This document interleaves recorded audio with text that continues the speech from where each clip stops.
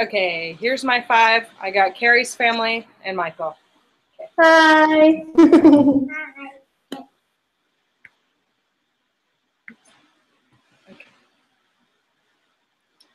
Okay.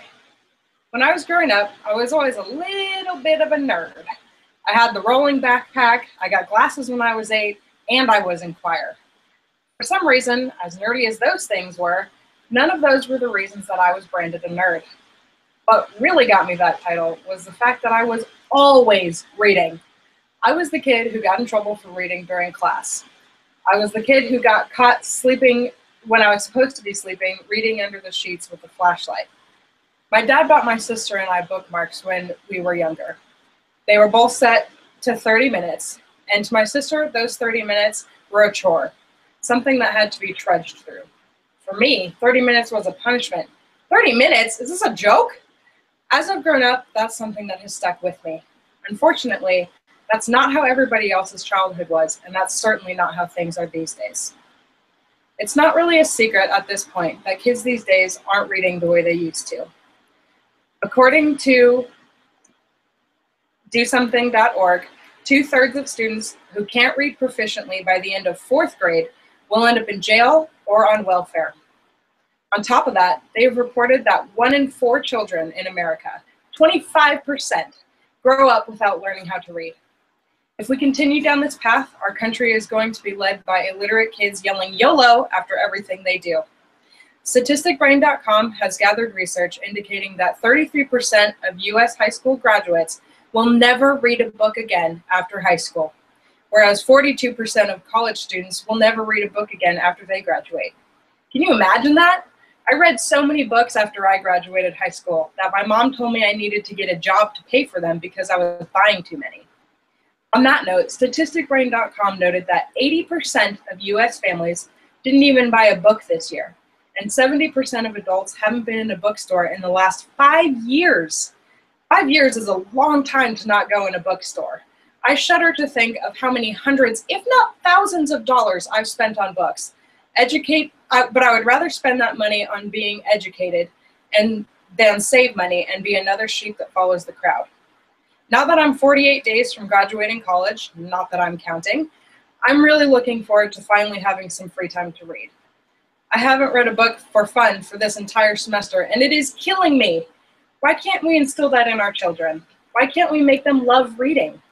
The same website also wrote that 57% of books that are started aren't read to completion. Can you imagine that?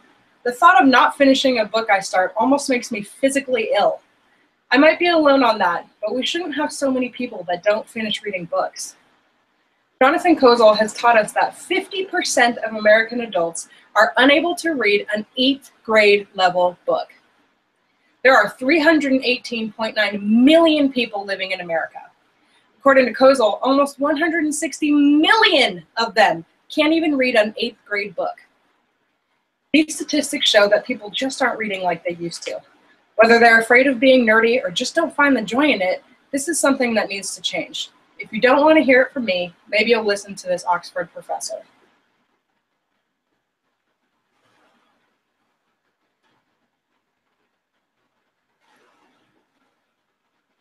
Benefits of reading for pleasure.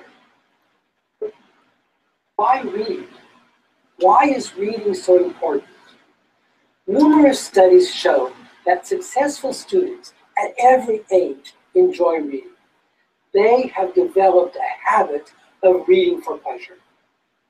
And many experts believe that reading is the most useful tool a student can have in order to learn more and to learn better. Reading for pleasure helps students in many ways. For me, as a teacher, the most important was the sense of achievement my students felt when they realized they could pick up a book in English and not only understand it, but also enjoy it. Reading for pleasure showed all of my students what they had already learned in English. Now, reading reinforces classroom learning. The vocabulary and grammar that you are teaching in class appears in the stories, and they appear in a communicative context, making it easier for students to understand and to use. And equally important is that by reading for pleasure, students will have more time with English, especially outside the classroom. This will provide them with a lot of repetition of the language that they are learning, and this will help them to learn it better. Reading for pleasure will introduce shared experiences into your classroom. Students will talk to each other about what they are reading. They will exchange opinions, and they will make suggestions.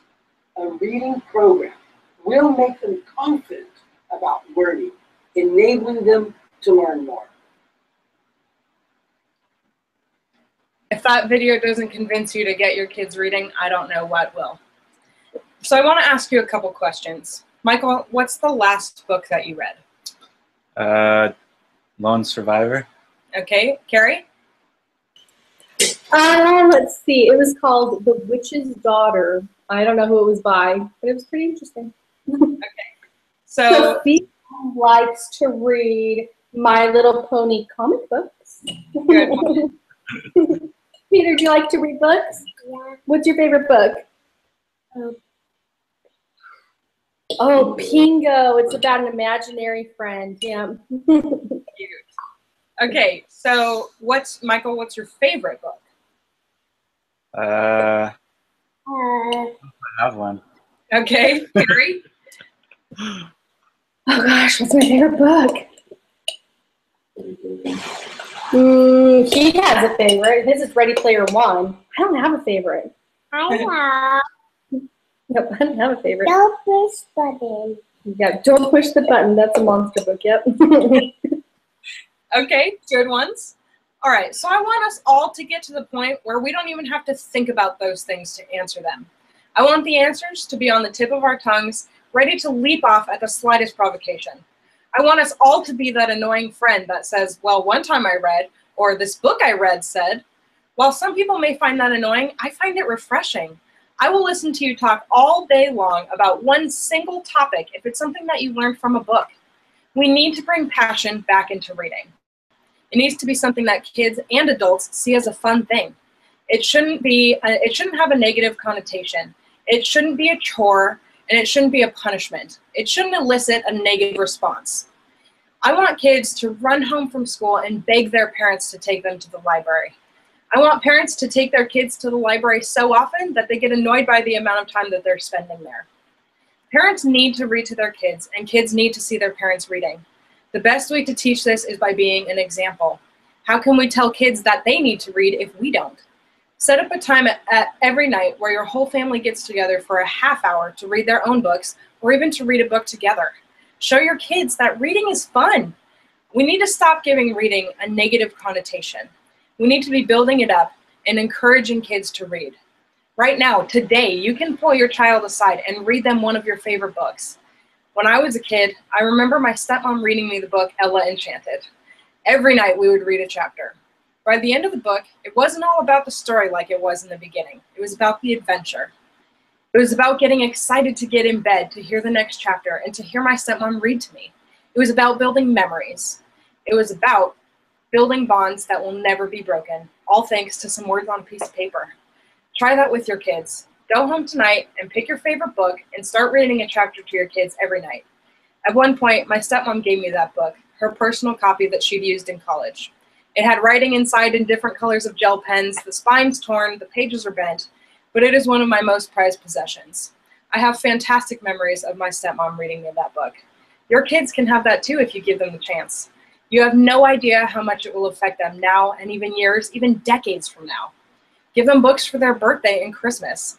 Tell them they can see the movie once it comes out if they read the book first. Do what you have to do to get your kids to read, or your kid might be that 1 in 4 that can't read as an adult. Your kid could be the kid that drops out of high school, or if he doesn't drop out, he could be the high school or college graduate that never touches a book after graduation. Don't let your child be a negative statistic. Make your child a nerd. Teach them it's okay to be nerdy. Nerds grow up to be the boss anyway. So when all the people who called them nerds end up working for your nerdy kid, they can get their revenge then. America needs smarter kids. We have to teach our children to be better readers. We need to raise more nerds. Thank you very much for your time, and please go home and read.